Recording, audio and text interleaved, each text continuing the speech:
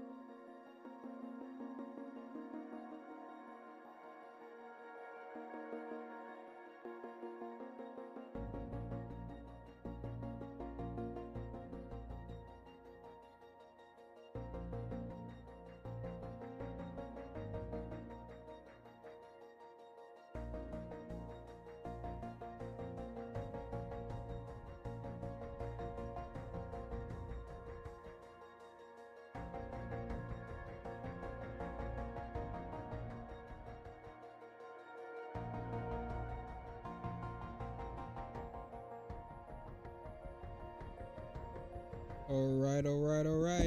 Oh shit. What time is it? Oh, 6:20. Well, this is about the time I go live usually, so not bad. And YouTube, if you've seen the title, you already know what we're gonna get into for a little bit. I haven't played Path of Exile for a while.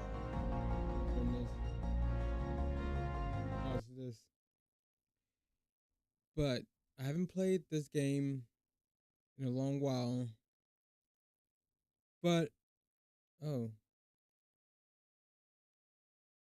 hold on. Oh, that's back up. Okay, hold on. Let me move this real quick. If I can.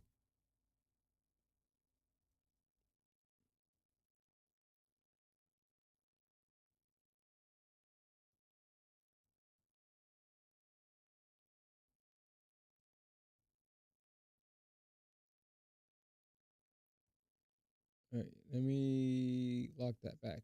All right. So let's actually get into this.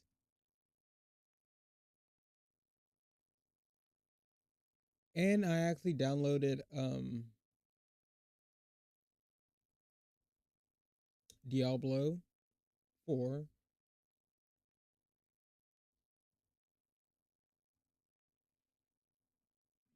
Because I want to play the new DLC. What was it? The Lord of Hatred looked looks pretty cool.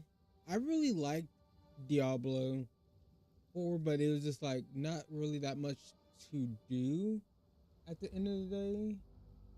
Like after you got to the end game, and I was like, yeah, I'm kind of bored of this. But Path of Exile,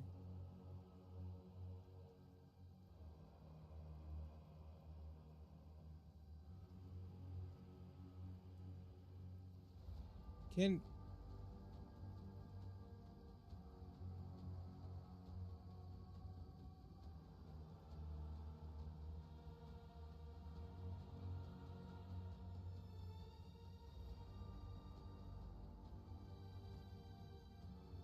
I don't know what's going on. Loading something.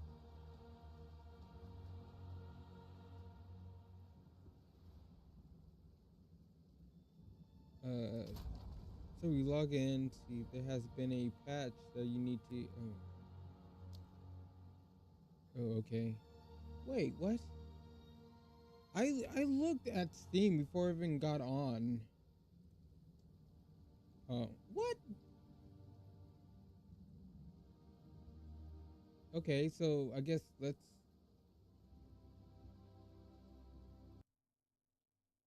get this downloaded. I guess. I mean, I just looked at this. I seen Skate and Where Winds Meet. That's the only thing I saw in here.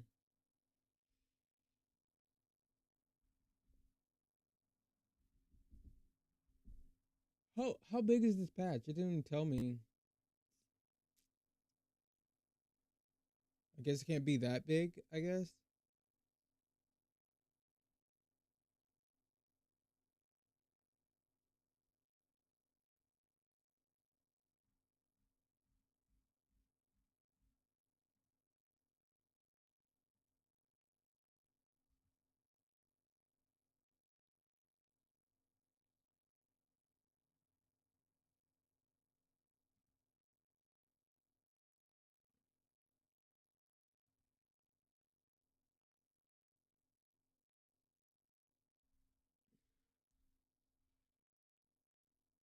How long is it?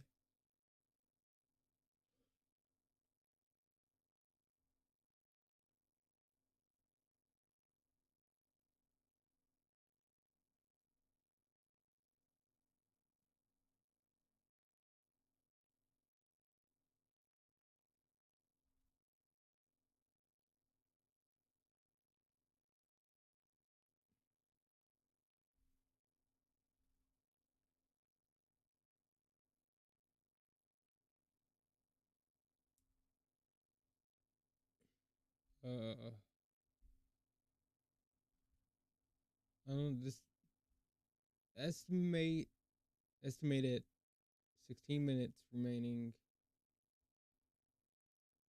This is going by so slow. My internet isn't that shit.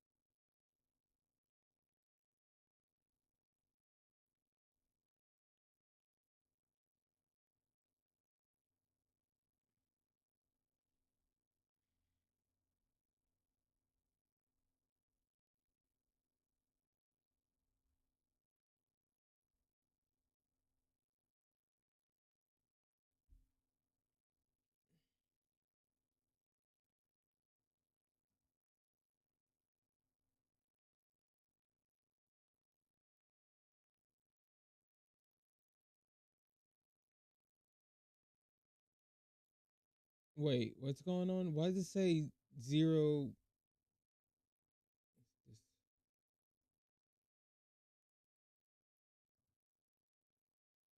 Hold on. What's my?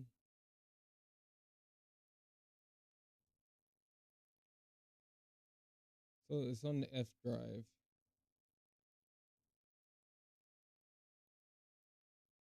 It can't be more than 50 gig. Wait, 200 gigabytes.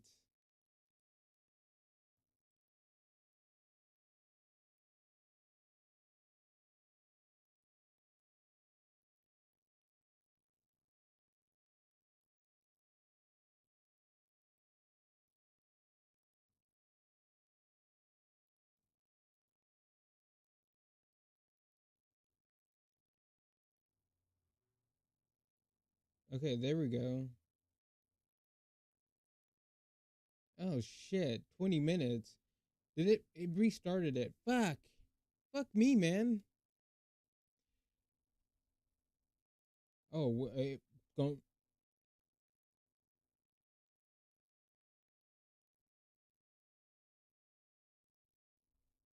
see why does the network this disappear? I don't know what now it's like.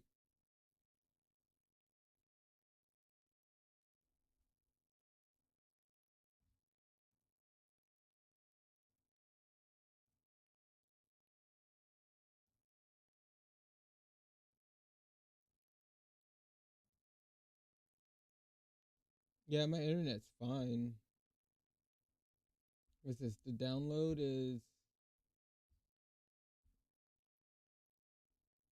like almost 500 megabytes. Upload close to 100.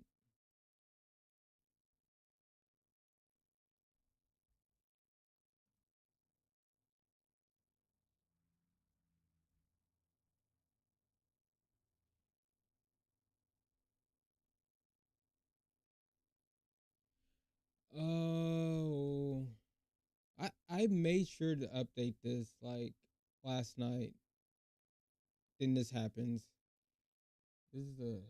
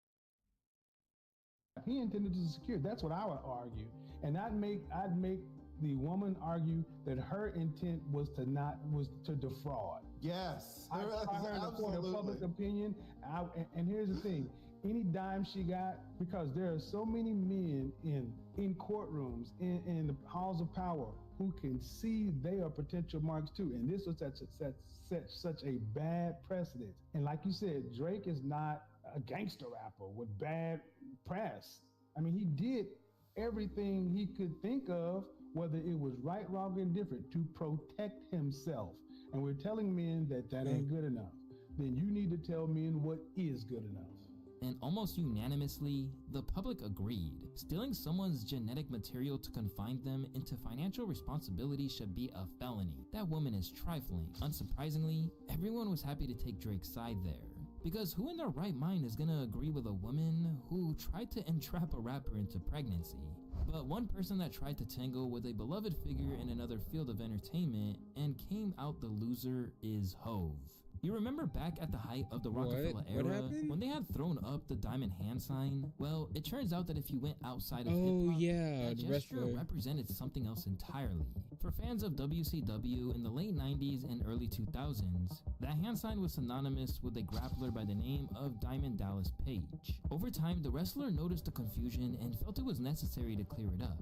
So he hired a legal team to define his IP. People would come up to him and ask him if he was letting Jay-Z use it, or if he had licensed it to him. His lawyer set up the symbol, which his client claims to have created in 1996 and copyrighted years ago.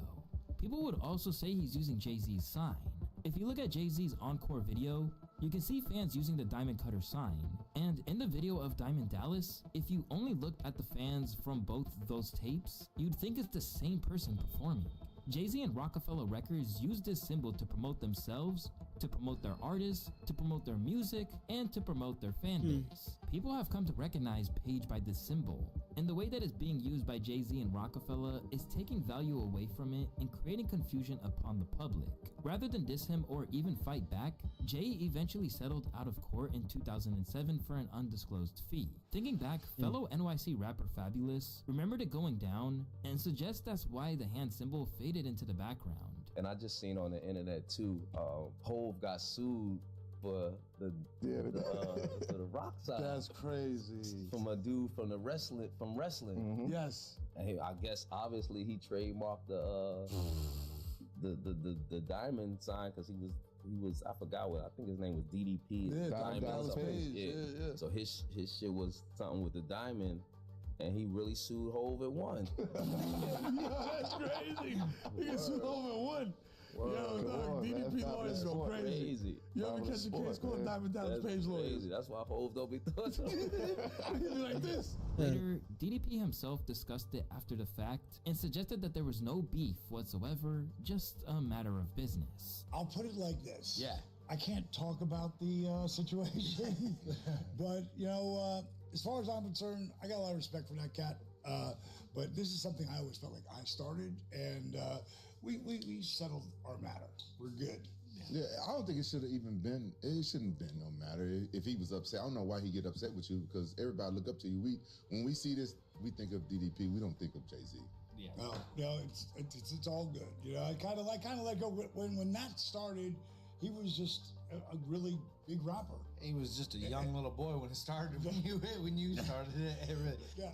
Sometimes it can be hard to defend what you feel is rightfully yours in the court without it feeling like a personal attack.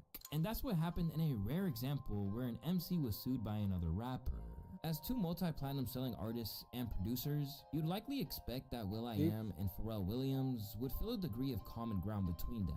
But if they ever did, Will decided to cast that to the side when Pharrell launched his I Am Other project. In response, will.i.am's legal team quickly filed a lawsuit, claiming the I Am Other branding on clothing and merchandise was too similar to his own I Am logo. They argue that the registration on the mark is likely to dilute the I Am mark and the will.i.am mark.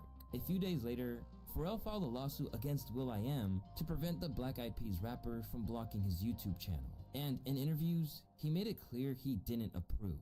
But what's Pharrell saying when asked about filing that lawsuit to stop will.i.am suing him for using the I Am brand? I didn't even know this happened. The I am other mark means I am something else, leaving what that else is to the imagination of the customer. Pharrell's documents read. It certainly does not mean I am Will or in any way suggest defendants or the Will I am mark. Although they tried to not make it personal, Pharrell did eventually speak out and touched on how he felt about it. I am disappointed that Will, a fellow artist, would file a case against me. Pharrell was quoted as telling Rolling Stone, "I'm someone who likes to talk things out, and in fact, I attempted to do just that on many occasions." As the heat increased on him, the former Black Eyed P then argued he wasn't exactly coming after him.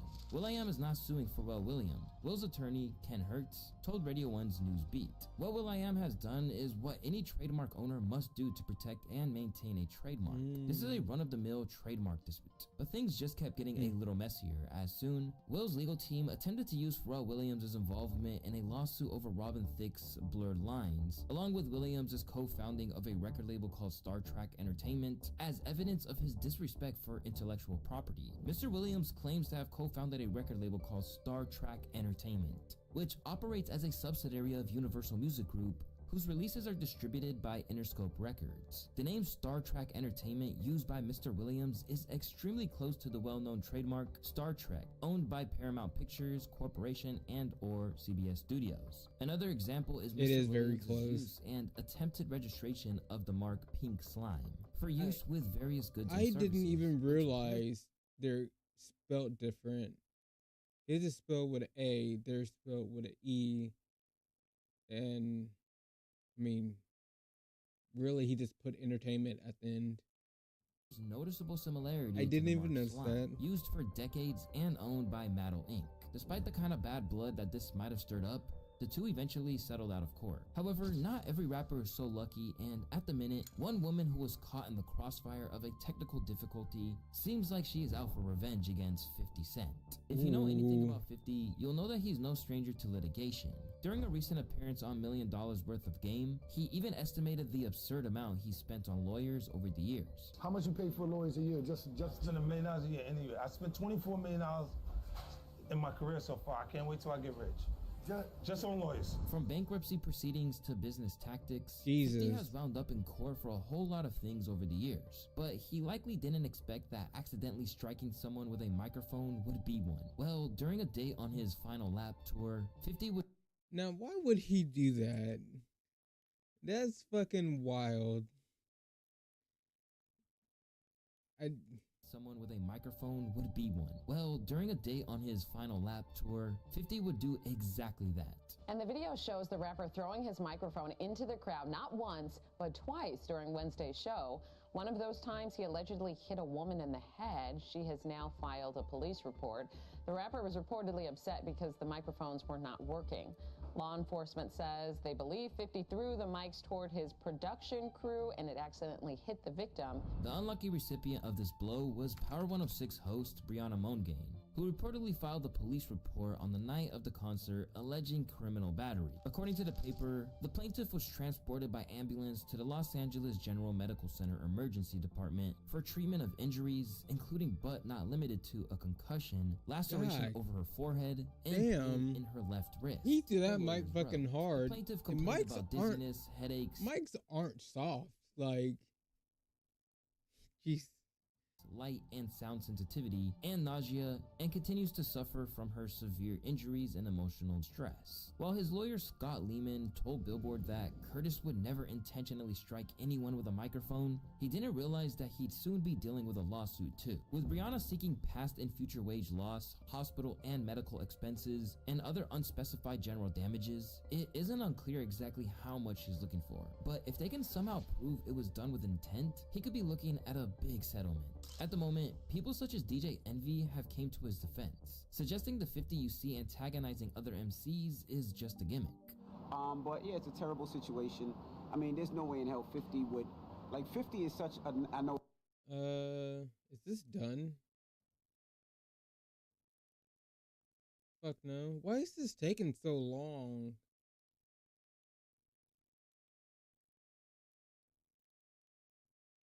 Loading files. Bro, I just wanted to play the game.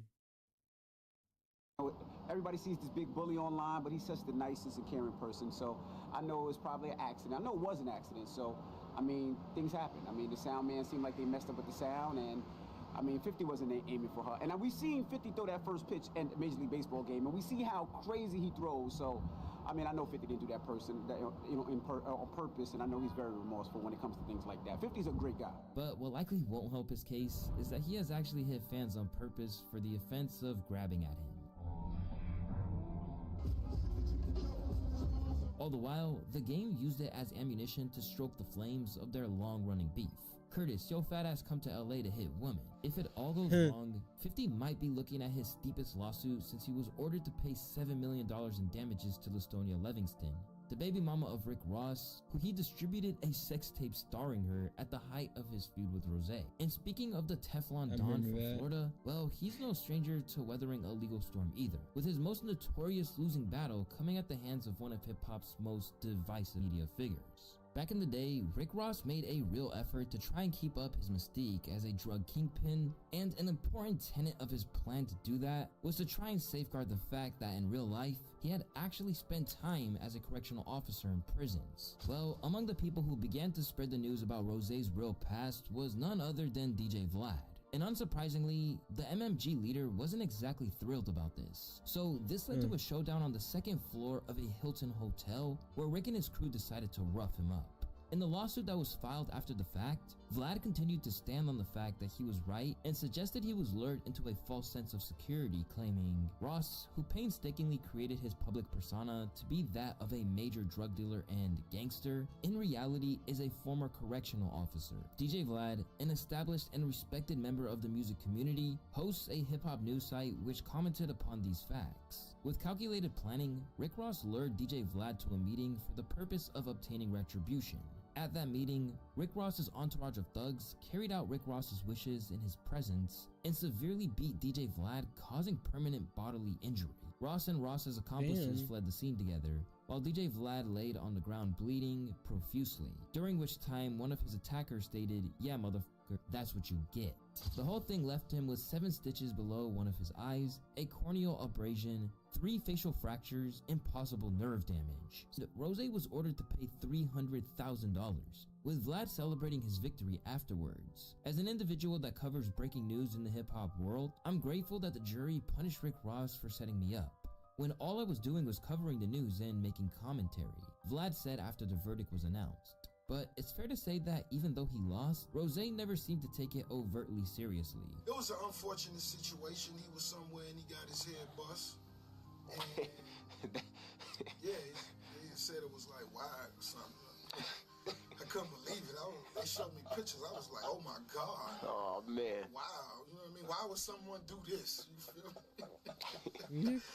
But yeah, the other dude they said, like, I saw a picture. I'm like, what is this? And they're like, this is the guy. I'm like, wow. Like something like Facing the Death or something? Yeah, like he should have sued for $20 million. Wow. That was a $20 million head bust. In fact, he actively laughed about it in radio interviews from around that time, as though it was nothing. You understand? 300,000? I'm talking about this fight didn't even last a round. No. And I ain't even fight. I ain't fight. Clearly, hip-hop artists being taken to the courtroom can result in some really absurd situations. And if you want to learn more about the Rick Ross and 50 feud that wound up bankrupting one of them, you can check out the video on the screen. It's your boy Luwaystan. I want to thank y'all for watching today's video. As always, I'll see y'all on the next one. Peace. I guess we could watch. Hold on. So Marathon.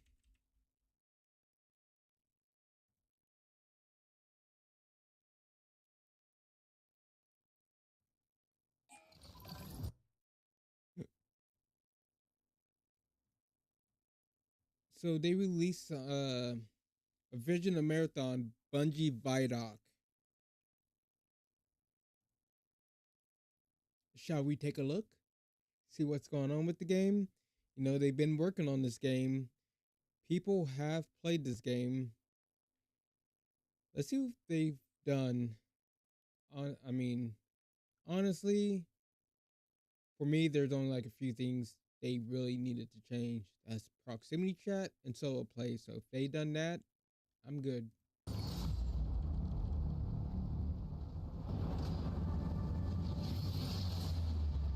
Players want more challenge. The whole point of an extraction shooter is that you're challenged to even survive in this world. Yeah, I guess. We heard loud and clear from the alpha.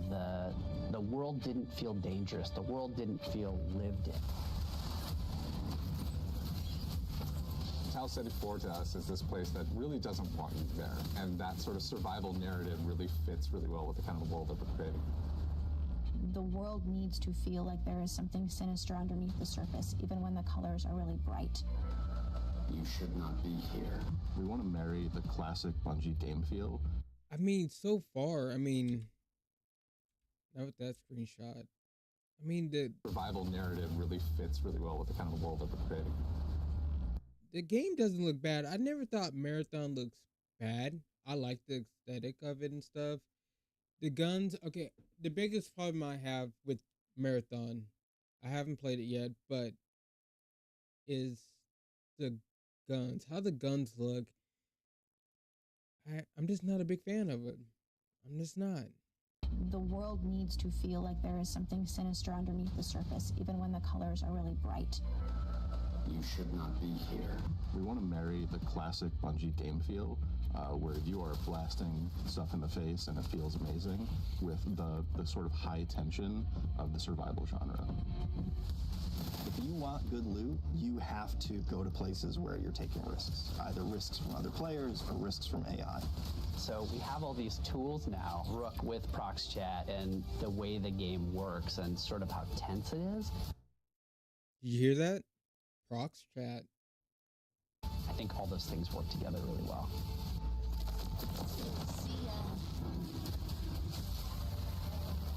You have another Rook. No. Sorry.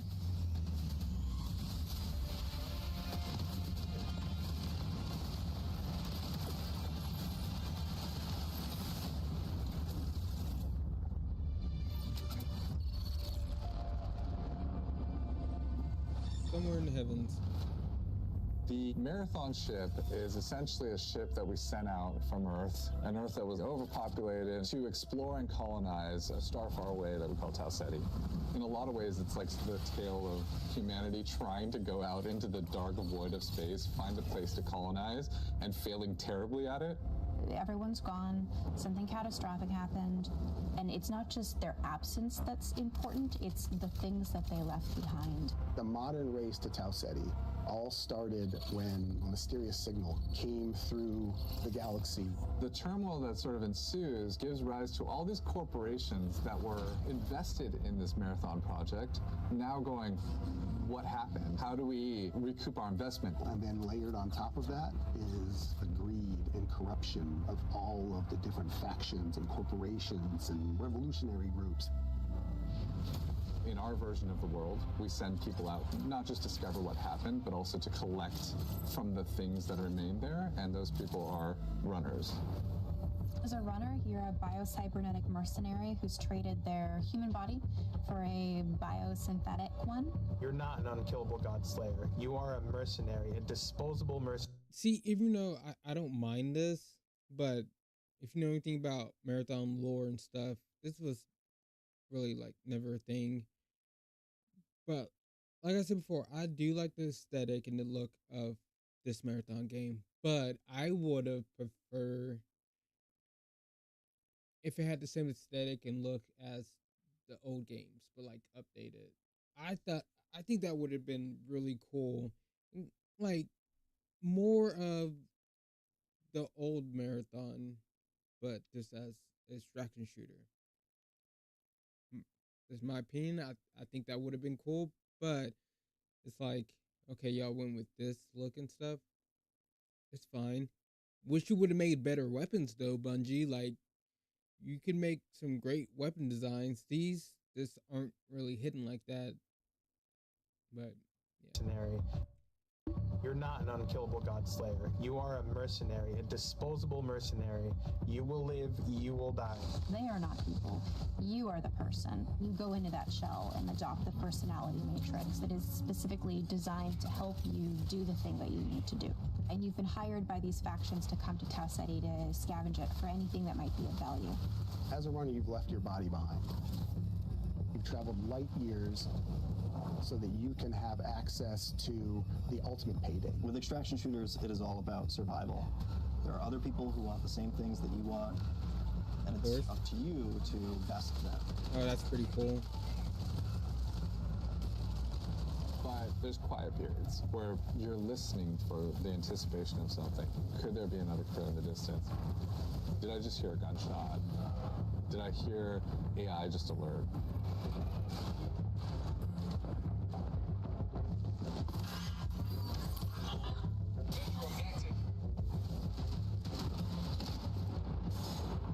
And then there's the loud, bombastic action moments where the minute something is alerted, the minute you're in that fight, now it's go time.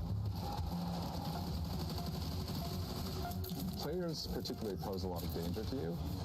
They can make a lot of decisions that you might find illogical and completely trick you into scenarios. Sometimes the best loot box is another player that you see along the run.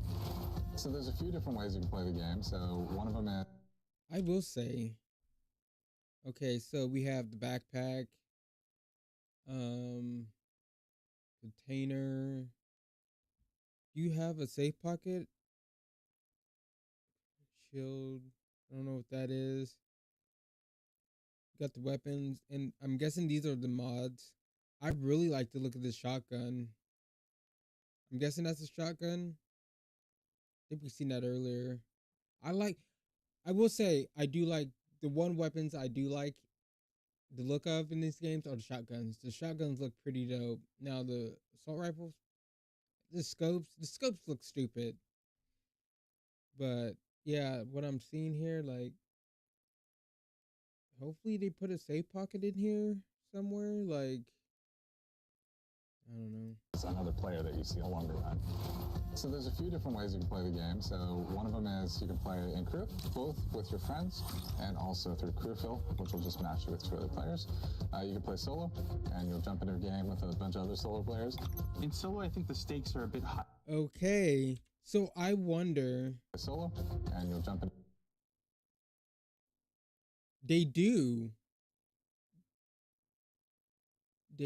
I wonder if it was going to work like maybe, I don't know. I'm not a game developer, but you know, you don't really have like an option in Arc Raiders to go into solo, but you still get put in with solo players. You know, like in other games, you have like solo, duos, and trios, and it's an option for those in the menus. That's not how it works in Arc Raiders. You're solo, you just queue up anyways and puts you in a lobby with other solo players. Looks like here they actually have an option, so that's cool. I'm happy to see solo because they needed it. They needed solo play because there's a lot of people who like to play solo at the end of the day. So I don't get why games don't like to put solos in their games like Apex. I don't get it. You probably have thousands of more people, maybe millions of more people that would play your game if you just had solo in the game. Game with a bunch of other solo players. In solo, I think the stakes are a bit higher, right? You have only yourself to rely on. You still have proc strat, so you can call out to other solos, but you know, you are playing a tense alliance game where it's really up to them whether or not they decide to honor or respect that alliance you might have created. It's all about figuring out what's your investment, what's your stake, when to get in, when to get out, and when to kill the other guy. Being good at Marathon is like playing poker with guns. I guess. I mean, all this saying like, okay, I like having a solo mode, but saying all this like, this is nothing new. You know, they just seen what Arc Raiders did and putting it in the game, which they shouldn't even have had to look at another game to even do that. But I'm glad they took the feedback, looked at what other games are doing. More developers need to do that. What works, what doesn't work. Look at other developers and their games. That's all you have to do and be like, yeah, let's do that differently and better. One of the things we've really focused on is making sure the environments are selling the tone we want to hit with the game. We've brought a little bit of groundedness, a little bit of grit, a little bit of darkness, a little bit of that mood that kind of is necessary for an extraction shooter to feel dangerous. Our biggest goal has always been player immersion. We're trying to keep everything as believable and realistic as possible. So we cranked up all the material responses, feel accurate, feel realistic. You know, you'll get gloss, you'll get crud and mud. And no one of those things is all that sexy, but no, that looks pretty good. Now this is YouTube quality. It's being compressed, and you watching my videos, it's being more compressed. So I bet it looks even nicer when you're actually playing the game. But yeah, I'm down. Gloss, you'll get crud and mud. And no one of those things is all that sexy, but when you layer in just a little bit more, you know, responsive to light, a little bit more responsive to the player, things will part, water will pool, layer in all these different things, the world becomes much more alive. It feels like a real place. And then when you're feeling like a real place and you feel in danger, now your run matters.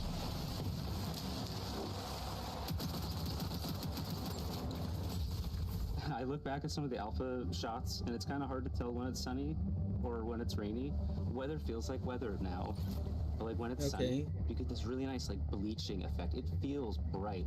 It feels like warm when it's sunny now. I feel like we're just celebrating that color so much more. I think it just contributes to the whole effect. So we have dead bodies in the game now. We also have like decay on the runners themselves. Like you'll actually see them fall apart. We're actually dropping the body stays there, and the body slowly decays over time as you loot it. So you come into a room and you see a bunch of carnage. Okay, yeah, that's a big change right there. So like, I know everybody didn't like the